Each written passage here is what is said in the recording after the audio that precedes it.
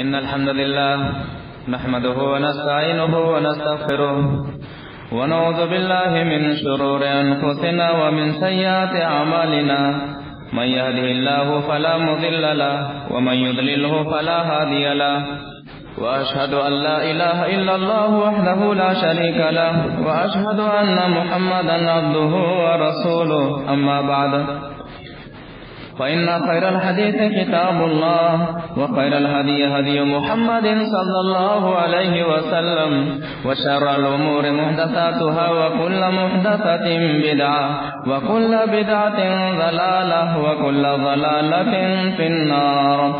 فأعوذ بالله السميع العليم من الشيطان الرجيم من همزه ونفخه ونفثه. يا أيها الذين آمنوا اتقوا الله حق تقاته ولا تموتن إلا وأنتم مسلمون. بسم الله الرحمن الرحيم. يا أيها الناس اتقوا ربكم الذي خلقكم من نفس واحدة وخلق منها زوجها وبث منهما رجالا كثيرا ونساء واتقوا الله الذي تساءلون به والأرحام إن الله كان عليكم رقيبا. يا أيها الذين آمنوا اتقوا الله وقولوا قولا سديدا يصلح لكم أعمالكم ويغفر لكم ذنوبكم ومن يطع الله ورسوله فقد فاز فوزا عظيما. نماز کے تعلق سے سلسلہ وار خطبات کے ذریعے سے ہم لوگ ثنا تک پہنچے تھے کہ اللہ کے رسول صلی اللہ علیہ وسلم سے ہاتھ باندھنے کے بعد ثنا پڑھنا ثابت ہے. الفاظ کیا ہیں؟ ثنا کے بعد سورہ فاتحہ سے پڑھے اعوذ باللہ اور بسم اللہ، تعوذ اور بسملہ پڑھنا ہے. اور یاد رکھیے گا عموماً لوگ نماز شروع کرنے سے پہلے بسم اللہ کا کہہ کے نماز شروع کرتے ہیں، یا پھر لوگ تشہد میں التحیات للہ پڑھنے سے پہلے بسم اللہ کہتے ہیں. کہیں پر نماز کے دوران بسم اللہ پڑھنا ثابت نہیں ہے سوائے تکبیر تحریمہ کے بعد، ثنا کے بعد سورہ فاتحہ سے پہلے اعوذ باللہ پڑھنا ہے اور بسم اللہ پڑھنا ہے، اس کے علاوہ کہیں پر نہیں. حدیث وعن ابي سعيد الخدري رضي الله تعالى عنه قال كان رسول الله صلى الله عليه وسلم اذا قام الى الصلاه بالليل كبر ثم يقول سبحانك اللهم وبحمدك وتبارك اسمك وتعالى جدك ولا اله غيرك ثم يقول الله اكبر كبيرا ثم يقول اعوذ بالله السميع العليم من الشيطان الرجيم من همزه ونفخه ونفثه. رواه الترمذي في ابواب الصلاه. ترمذی شریف کی حدیث ہے. راوی حدیث حضرت ابو سعید الخدری رضی اللہ تعالی عنہ ہے. وہ فرماتے ہیں رات میں جب اللہ کے رسول صلی اللہ علیہ وسلم نماز پڑھنے کے لیے کھڑے ہوتے ثنا پڑھتے سبحانک اللہم و بحمدک، جو اس سے پہلے بتایا جا چکا ہے. اس کے بعد سے اللہ اکبر کبیرہ، اس کے بعد سے اعوذ باللہ السمیع العلیم من الشیطان الرجیم من ہمزہ ونفخہ ونفثہ. یہ تعوذ پڑھنا نبی صلی اللہ علیہ وسلم سے ثابت ہے. اس کے علاوہ بھی اعوذ باللہ من الشیطان الرجیم پڑھ سکتا ہے. مصنف ابن ابی شیبہ کے اندر یہ حدیث موجود ہے. تو ثنا پڑھنے کے بعد اعوذ باللہ من الشیطان الرجیم یا پھر اعوذ باللہ السمیع العلیم من الشیطان الرجیم من ہمزہ ونفثہ ونفثہ. اور یاد رکھیے گا اعوذ باللہ نماز شروع کرنے کے بعد جو پہلی رکعت ہوگی آپ کی، پہلی رکعت میں جب آپ پہلی مرتبہ ثنا کے بعد سورہ فاتحہ پڑھنے والے ہیں تو سورہ فاتحہ پڑھنے سے پہلے بسم اللہ پڑھنے سے پہلے اعوذ باللہ پڑھنا ہے. اور اس کے علاوہ پھر کسی اور رکعت میں اعوذ باللہ نہیں پڑھنا ہے، صرف بسم اللہ پڑھنے ہے. بسم اللہ کیسے پڑھنا ہے؟ زور سے یا آہستہ؟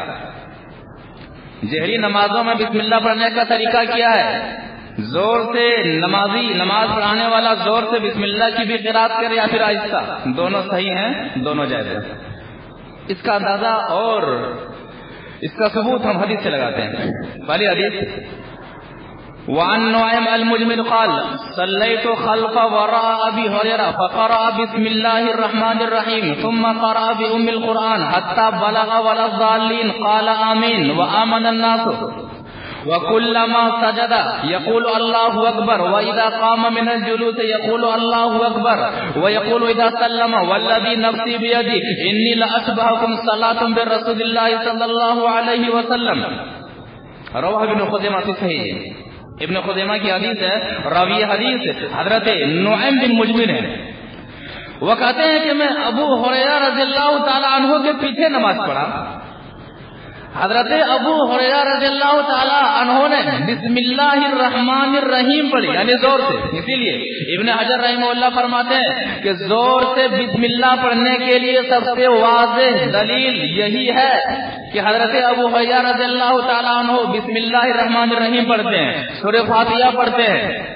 اس کے بعد سورہ فاتحہ پڑھنے کے بعد آمین کہتے ہیں, مختلف زور سے آمین کہتے ہیں.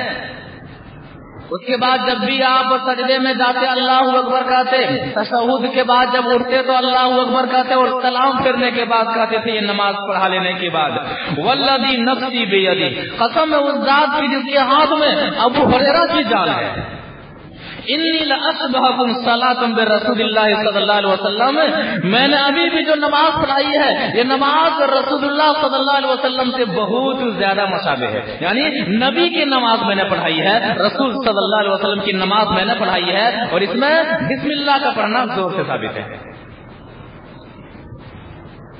بسم اللہ آہستہ بھی پڑھنا ہے. حدیث وعن انس بن مالک رضی اللہ تعالی عنہ قال ان النبي صلى الله عليه وسلم وابا بكر وعمر كانوا يفتتحون الصلاه بالحمد لله رب العالمين. رواه البخاري في كتاب الاذان.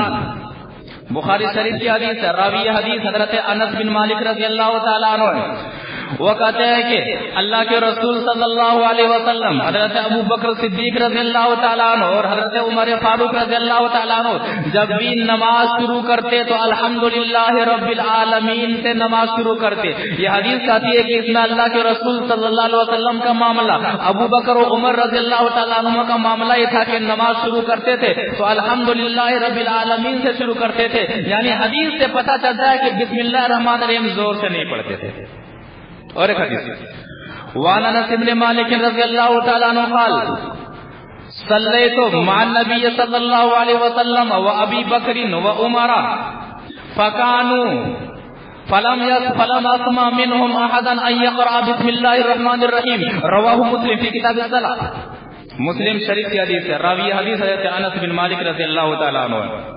وہ کہتے ہیں کہ میں نے نبی صلی اللہ علیہ وسلم کے پیچھے نماز پڑھی, حضرت ابو بکر اور حضرت عمر اور حضرت عثمان غنی رضوان اللہ علیہ مجمعین کے پیچھے نماز پڑھی, لیکن ان میں سے کسی سے بھی میں نے بسم اللہ الرحمن الرحیم پڑھتے ہوئے نہیں سنا. پہلی حدیث میں بسم اللہ الرحمن الرحیم پڑھنا ہے, حضرت ابو ہریرہ کی گواہی ہے. دوسرے اور تیسری حدیث میں بسم اللہ الرحمن الرحیم نہ پڑھ کے ڈائریکٹ الحمدللہ سے شروع کرنا ہے زور سے. یہ حضرت انس رضی اللہ تعالیٰ عنہ کی گواہی ہے. تینوں حدیثیں صحیح ہے. ابن تیمیہ رحمہ اللہ فرماتے ہیں کہ بسم اللہ الرحمن الرحیم کو آہستہ پڑھنا یہ زیادہ صحیح ہے, لیکن بعض موقع پر بسم اللہ الرحمن الرحیم کو زور سے پڑھنا چاہیے. زاد المعاد کے اندر امام ابن قیم رحمہ اللہ فرماتے ہیں کہ حدیثیں سب صحیح ہیں اور نبی صلی اللہ علیہ وسلم سے زور سے بسم اللہ الرحمن الرحیم پڑھنا بھی ثابت ہے اور آہستہ بھی بسم اللہ الرحمن الرحیم پڑھنا ثابت ہے, لیکن زور کے مقابلے میں آہستہ سے بسم اللہ الرحمن الرحیم پڑھنا زیادہ ثابت ہے, زیادہ اللہ کے رسول صلی اللہ علیہ وسلم کا عمل رہا ہے. اب تعوذ ہو گیا, بسملہ ہو گیا, اب چلتے ہیں سورہ فاتحہ کی طرف.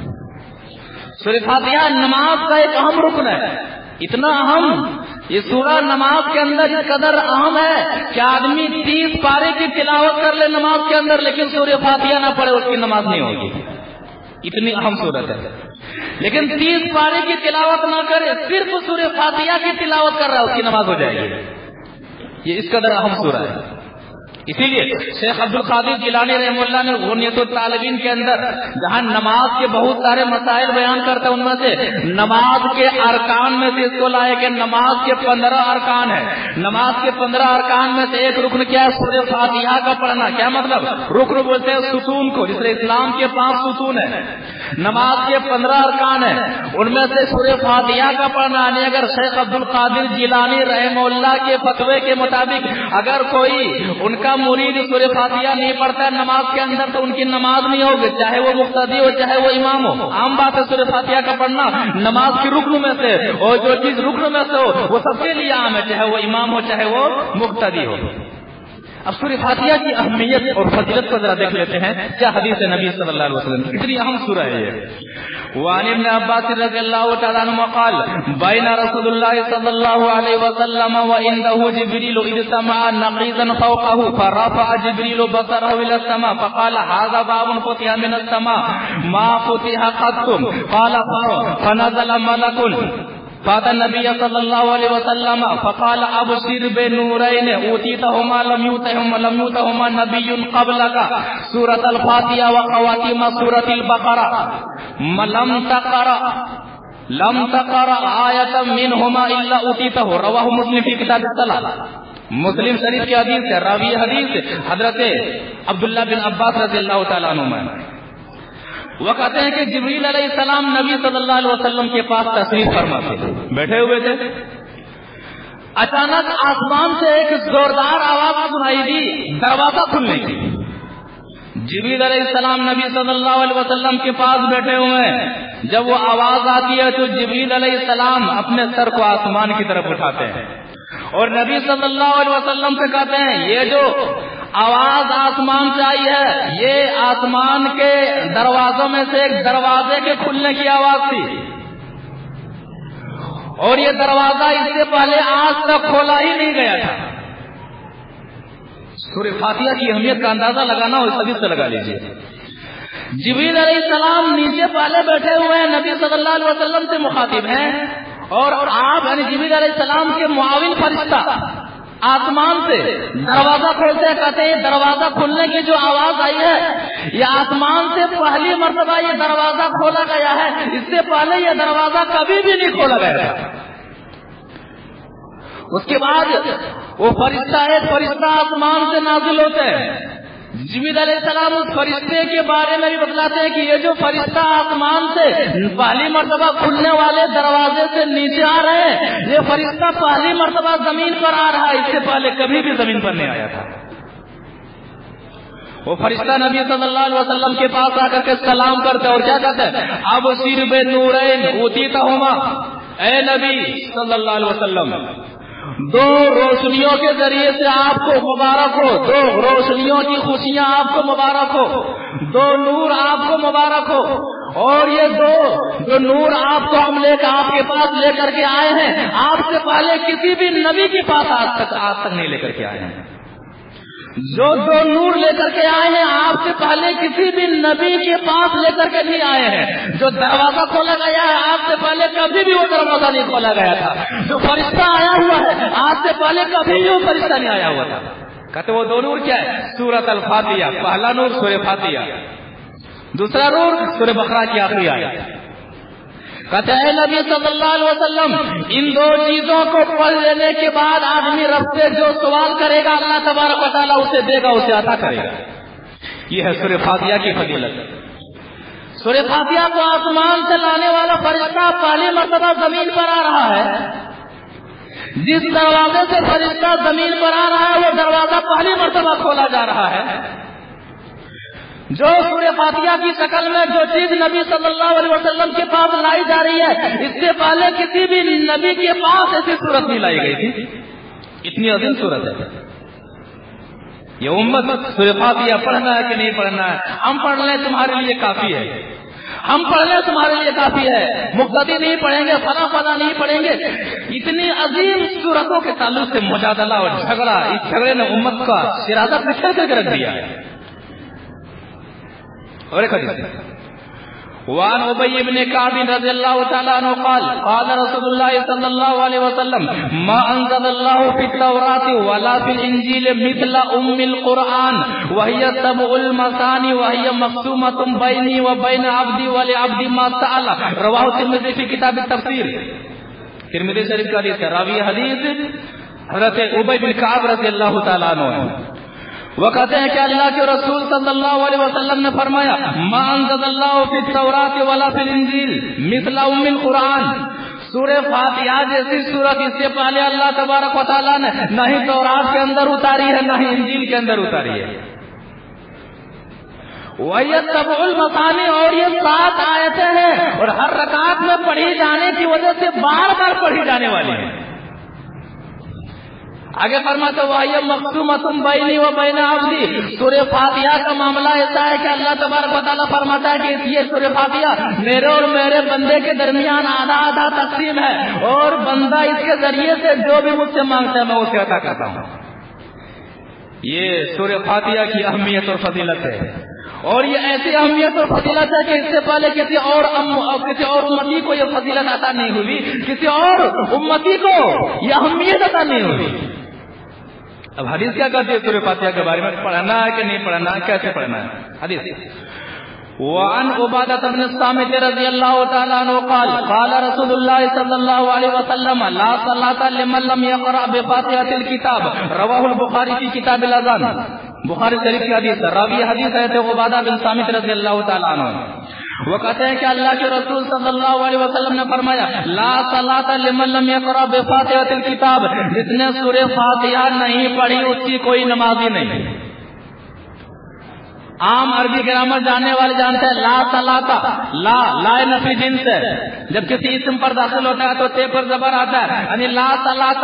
جب یہ لا کسی اسم پر داخل ہو جائے تو مکمل طریقے سے کسی چیز کا انکار کرنا ہوتا ہے، یعنی لا صلاة، نماز نہیں ہوگی. یعنی چاہے وہ امامت والی نماز ہو، چاہے وہ مقتدی کے حیثیت والی نماز ہو، چاہے وہ دن کی نماز ہو، چاہے وہ رات کی نماز ہو، چاہے وہ سنت نماز ہو، چاہے وہ فرض نماز ہو، چاہے وہ نفل نماز ہو، چاہے وہ جنازے کی نماز ہو، چاہے وہ اشراق کی نماز ہو، چاہے وہ خسوف کی نماز ہو، چاہے وہ خسوف کی نماز ہو، لا صلاة، کوئی نماز نہیں ہوگی.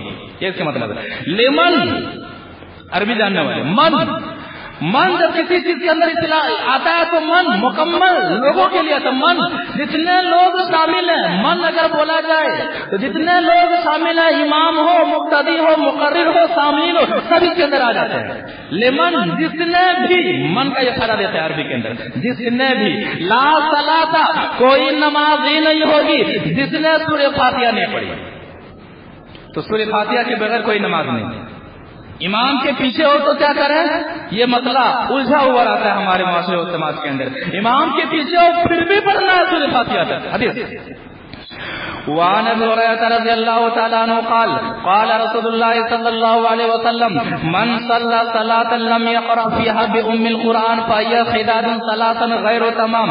فقيل لأبي هريرة إنا نكون وراء الإمام قال اقرأ بها في نفسك فإني سمعت النبي صلى الله عليه وسلم يقول قال الله تبارك وتعالى قسمت الصلاة بيني وبين عبد نصفين ولعبد ما سأل فإذا قال العبد الحمد لله رب العالمين قال الله عز وجل حمدني عبدي وإذا قال الرحمن الرحيم قال أثنى علي عبدي وإذا قال مالك يوم الدين قال مجدني عبدي وقال مرة فوض إلي عبدي وإذا قال إياك نعبد وإياك نستعين قال هذا بيني وبين عبدي ولعبدي ما سأل وإذا قال اهدنا الصراط المستقيم صراط الذين أنعمت عليهم غير المغضوب عليهم ولا الضالين قال هذا لعبدي ولعبدي ما سأل. رواه مسلم في كتاب الصلاة.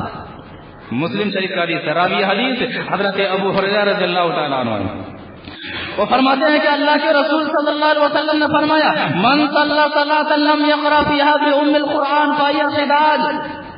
جو نمازی نماز پڑھے اور اس نماز کے اندر سورہ فاتحہ نہ پڑھے وہ نماز ناقص ہے. نبی صلی اللہ علیہ وسلم نے 3 مرتبہ جملہ دہرایا. سوال کیا گیا؟ فقیل لأبی ہریرہ، ابو ہریرہ رضی اللہ تعالیٰ عنہ سے پوچھا گیا انا نکون وراء الامام، اے راوی حدیث ہم امام کے پیچھے ہوتے ہیں تو کیا کریں؟ کہتے اقرأ بہا فی نفسک، اس کو آہستہ سے پڑھا کر. امام کے پیچھے ہو تو آہستہ سے پڑھا کر. لہذا یعنی امام ہو پھر بھی پڑھنا ہے، امام کے پیچھے یعنی حیثیت مقتدی کی ہو پھر بھی سورہ فاتحہ پڑھنی ہے. واضح حدیث مسلم شریف کی دکھتی نہیں ہے. کیوں؟ تقلید کا بٹا لگا ہوا ہے، تقلید کا جامع ہم نے پہن لیا ہے. حدیث رسول واضح ہے کہ امام کے پیچھے پھر بھی سورہ فاتحہ پڑھنی ہے. کہتے کیوں؟ اس لیے کہ میں نے نبی صلی اللہ علیہ وسلم کو فرماتے ہوئے سنا کہ اللہ تبارک و تعالیٰ فرماتا ہے قسمت الصلاۃ بین و بین عبد نصفین، میں نے نماز کو اپنے اور اپنے بندے کے درمیان آدھا آدھا تقسیم کر دیا ہے۔ غور کرنے کی بات ہے کہ یہاں پر سورہ فاتحہ کو حدیث نماز کہتی ہے، نماز یعنی سورہ فاتحہ نماز ہے، سورہ فاتحہ کو یہاں نماز ہے، سورہ فاتحہ کا ایک نام نماز بھی ہے۔ میں نے نماز کو آدھا آدھا تقسیم کر دیا ہے، سورہ فاتحہ کو اپنے اور بندے کے درمیان نصف نصف تقسیم کر دیا ہے، یعنی جس نے سورہ فاتحہ نماز کے اندر سورہ فاتحہ کی اتنی زیادہ اہمیت ہے گویا کہ سورہ فاتحہ ہی نماز ہے۔ اس لیے سورہ فاتحہ پڑھے تو نماز ہو جائے گی، سورہ فاتحہ نہ پڑھے بقیہ ساری دعائیں پڑھے مکمل قرآن پڑھ لو اس کی نماز نہیں ہوگی۔ وَإِذَا قَالَ الْعَبْدُ الْحَمْدُ لِلَّهِ رَبِّ الْعَالَمِينَ، جب بندہ کہتا ہے الحمدللہ رب العالمین، اللہ تبارک و تعالیٰ آسمان میں کہتا ہے حمدنی عبدی، میرا بندہ دیکھو میری تعریف کر رہا ہے۔ وَإِذَا قَالَ الْعَبْدُ الرَّحْمَنِ الرَّحِيمِ، جب بندہ نماز میں کہتا ہے الرحمن الرحیم، بہت زیادہ مہربان نہایت رحم کرنے والا ہے، آسمان پر بیٹھا ہوا عرش پر مستوی رکھ پاتا ہے کہ اثنا علی عبدی، دیکھو میرا بندہ میری ثنا بیان کر رہا ہے۔ جب بندہ کہتا ہے کہ مالک یوم الدین، کہ تو قیامت کے دن کا مالک ہے، اللہ تبارک و تعالیٰ کہتا ہے مجدنی عبدی، دیکھو میرا بندہ میری بزرگی بیان کر رہا ہے۔ فوض الیہ عبدی، میرا بندہ اپنے آپ کو میرے حوالے کر دے رہا ہے کہ مالک یوم الدین، پروردگار قیامت کے دن کا تو ہی مالک ہے، میں مالک نہیں ہوں۔ ایاک نعبد و ایاک نستعین، جب بندہ کہتا ہے اللہ تبارک و تعالیٰ کہتا ہے ھذا بینی و بین عبدی، یہ میرے اور میرے بندے کے درمیان کا معاملہ ہے، میں تیری ہی عبادت کرتا ہوں اور تجھ ہی سے مدد مانگتا ہوں۔ کہتے ہیں میرے اور میرے بندے کے درمیان کا معاملہ ہے، ولعبدی ما سأل، بندہ نماز میں کہتا ہے کہ میں تجھ سے ہی مدد مانگتا ہوں، کہتے میرا بندہ جو مانگ رہا ہے میں اسے دوں گا، میں اسے عطا کروں گا۔ اسی لیے شرک رب کو پسند نہیں ہے۔ ایاک نعبد و ایاک نستعین کا مطلب ہے کہ ہم تیری ہی عبادت کرتے ہیں، تجھی سے مدد چاہتے ہیں۔ مسجد کے باہر بھی جب بھی عبادت کرنے کا معاملہ آئے گا رب کے در پہ آ کے جھکیں گے، مدد مانگنے کی ضرورت پڑے گی رب سے مدد مانگیں گے۔ ایاک نعبد و ایاک نستعین۔ جب بندہ کہتا ہے کہ اهدنا الصراط المستقیم صراط الذین انعمت علیہم غیر المغضوب علیہم ولا الضالین، رب کہتا ہے وَلْعَذَا لِعَبْدِ وَلِعَبْدِ مَا سَأَلَ، یہ میرے اور میرے بندے کے درمیان کا معاملہ ہے، میرا بندہ جو مجھ سے سوال کرے گا میں اسے دوں گا، عطا کروں گا۔ تو سورہ فاتحہ چاہے امام ہو چاہے مقتدی ہو، اسے پڑھنا ہے۔ اور ایک حدیث اللہ کے رسول صلی اللہ علیہ وسلم نے ایک موقع پر آپ صلی اللہ علیہ وسلم فجر کی نماز پڑھا رہے ہیں، آپ صلی اللہ علیہ وسلم فجر کی نماز پڑھا رہے ہیں، فجر میں نماز پڑھنا اللہ کے رسول صلی اللہ علیہ وسلم پر بھاری ہو گیا۔ حدیث کیا کہتی ہے؟ وعن ابی بن کعب رضی اللہ تعالی عنہ قال كنا خلف رسول الله صلی اللہ علیہ وسلم في صلاة الفجر فقرأ رسول الله صلی اللہ علیہ وسلم فثقلت عليه القراءة فقال فلما فرغ قال لعلكم تقرؤون مع امامكم قلنا نعم حضر یا رسول اللہ قال لا تفعلوا الا بأم القرآن فإنه لا صلاة لمن لم يقرأ بها، رواہ ابو داؤد فی کتاب الصلاۃ، ابو داؤد شریف کا حدیث ہے، راوی حدیث ہے ابی بن کعب رضی اللہ تعالیٰ عنہ۔ وہ کہتے ہیں کہ فجر کی نماز کا وقت تھا، نبی صلی اللہ علیہ وسلم نماز پڑھا رہے ہیں، ایک صحابی نبی صلی اللہ علیہ وسلم کے ساتھ پیچھے پیچھے تلاوت بھی کر رہے ہیں۔ نماز سے فارغ ہو جانے کے بعد سوال کرتے ہیں لعلکم تقرؤون خلف امامکم، شاید تم لوگ اپنے امام کے پیچھے پیچھے کچھ پڑھتے ہو؟ کہتے ہیں ہاں اللہ کے رسول صلی اللہ علیہ وسلم ہم بھی جلدی جلدی آپ کے ساتھ ساتھ پڑھ لیتے ہیں۔ کہتے ہیں لا تفعلوا، مت پڑھو امام کے پیچھے، الا بفاتحۃ الکتاب، صرف سورہ فاتحہ، امام کے پیچھے سورہ فاتحہ کے علاوہ کچھ اور نہ پڑھو۔ کیوں؟ فإنه لا صلاة لمن لم يقرأ بها، اس لیے کہ جو سورہ فاتحہ نہ پڑھے اس کی نماز بھی نہیں ہوگی۔ حدیث واضح ہے نبی صلی اللہ علیہ وسلم سے کہ امام ہو یا پھر مقتدی سورہ فاتحہ پڑھنی ہے۔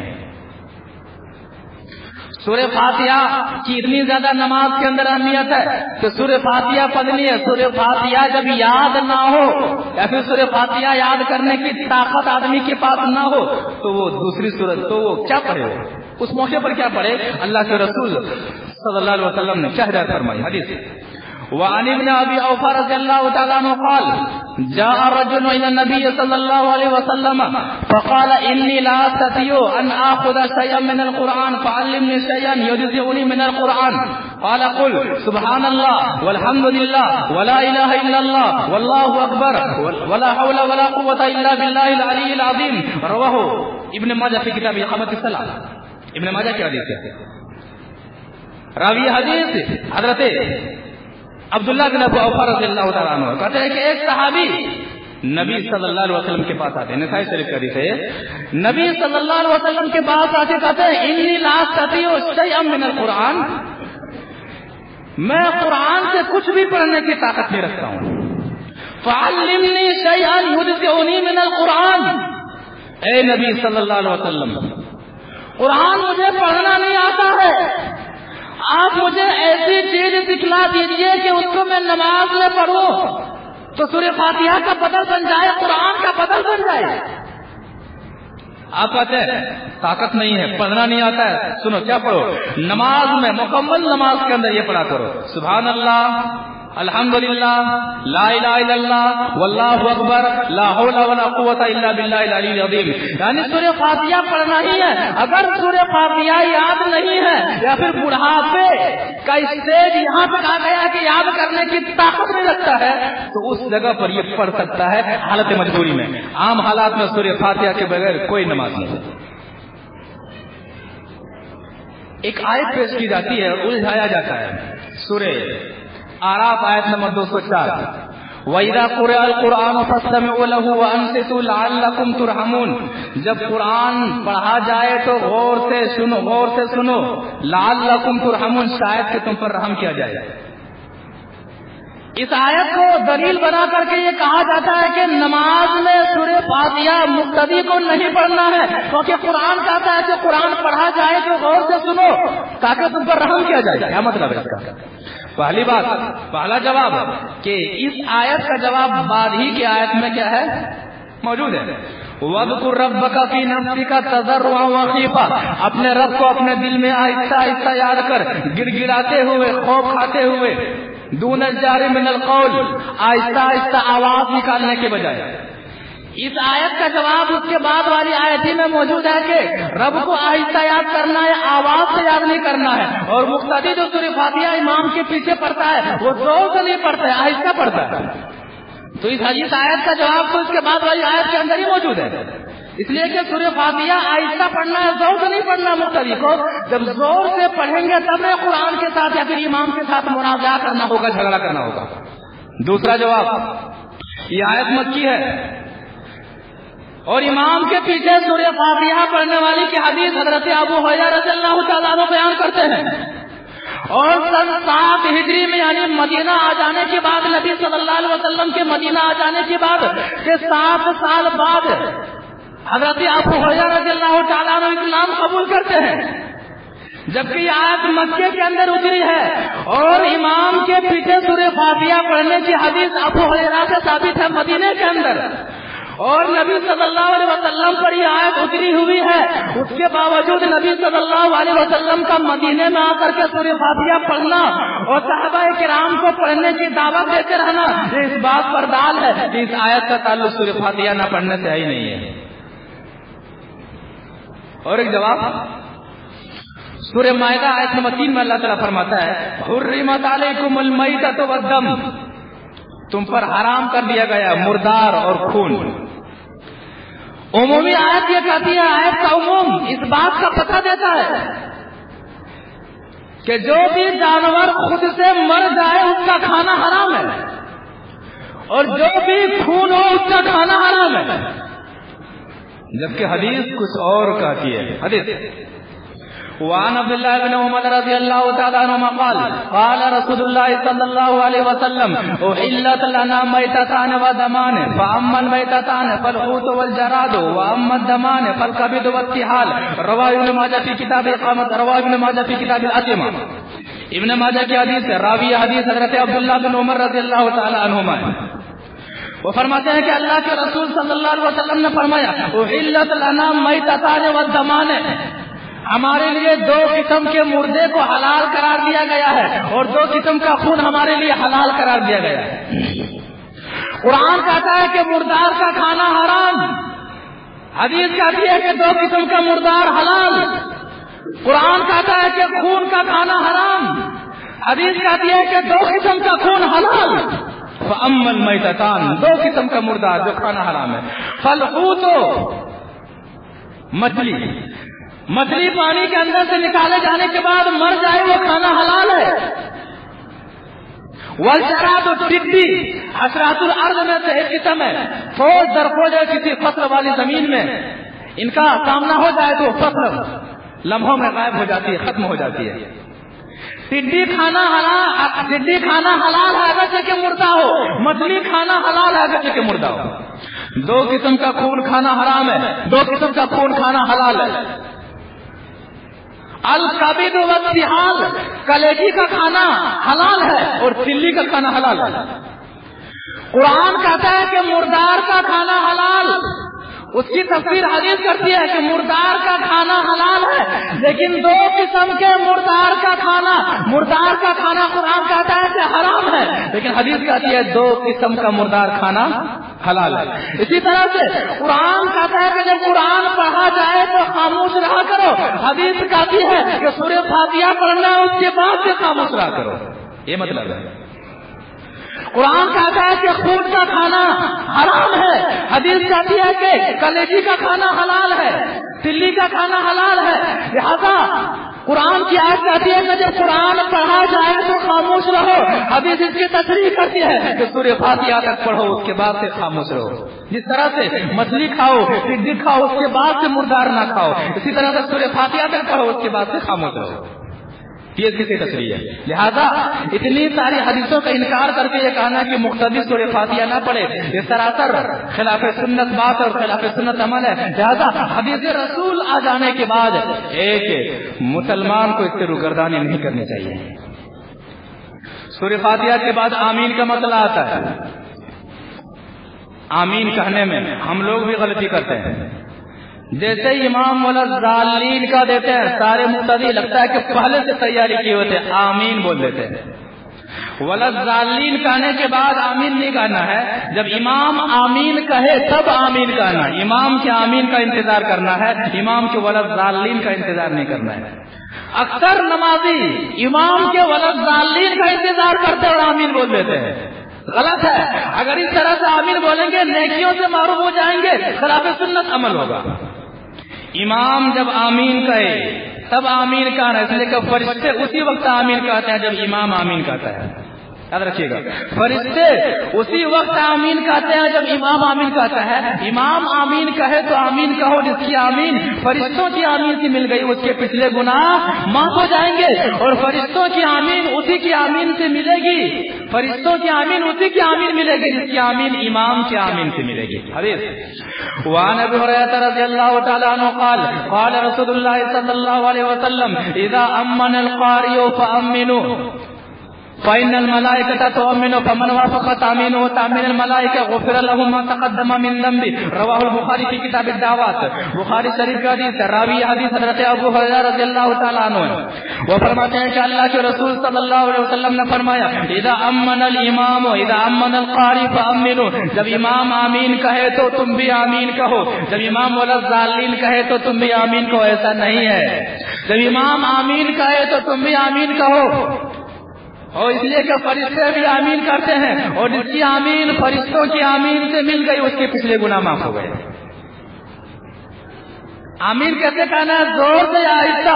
حدیث وعن ابي هريره رضي الله تعالى عنه قال كان رسول الله صلى الله عليه وسلم اذا فرغ من قراءة ام القرآن قال آمين قال امر رفع صوته قال آمين۔ رواه ابن خزیمہ في صحیح۔